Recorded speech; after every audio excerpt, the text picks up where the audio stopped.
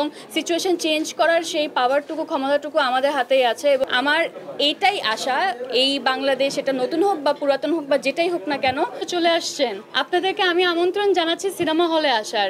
এই আমন্ত্রণটা যদি এভাবে সবাই অ্যাকসেপ্ট করে তাহলে আসলে যে কোনো সিচুয়েশন চেঞ্জ করার সেই এবিলিটিটা আসলে আমাদের নিজের হাতেই এবং সিচুয়েশন খারাপ মনে করলে খারাপ মনে না করলে খারাপ না এবং সিচুয়েশন চেঞ্জ করার সেই পাওয়ারটুকু ক্ষমতাটুকু আমাদের হাতেই আছে এবং আমার মনে হয় যে কোনো কিছু ভালোর পথে বা ভালোর দিকে আমরাই এগিয়ে যেতে পারবো।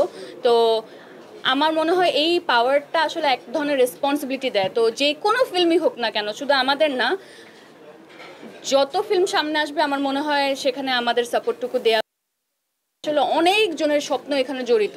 তো সেই জায়গা থেকে আমি বলবো আপনারা যেমন আমাদের ডাকে সাড়া দিয়েছেন এবং আপনাদেরকে আবারও আমি হলেও ডাকছি, আপনারা দেখে জানাবেন কেমন লেগেছে।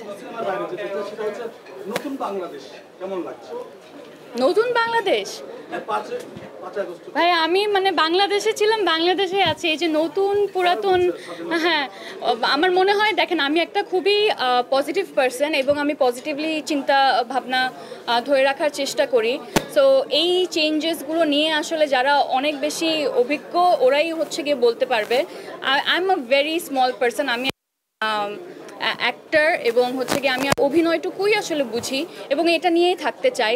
বাট আমি এটা চাই যে আমাদের দেশটা খুবই সুন্দর হবে, আমাদের দেশে হচ্ছে গিয়ে সুন্দর সুন্দর কাজ হবে, আমাদের দেশটাকে আমাদের ইন্ডাস্ট্রির মাধ্যমে দেশের বাইরে চিনবে এবং যে কোনো ধরনের চ্যালেঞ্জ হোক না কেন ইন ফিউচার আমরা যাতে এটাকে খুব সুন্দরভাবে হ্যান্ডেল করতে পারি।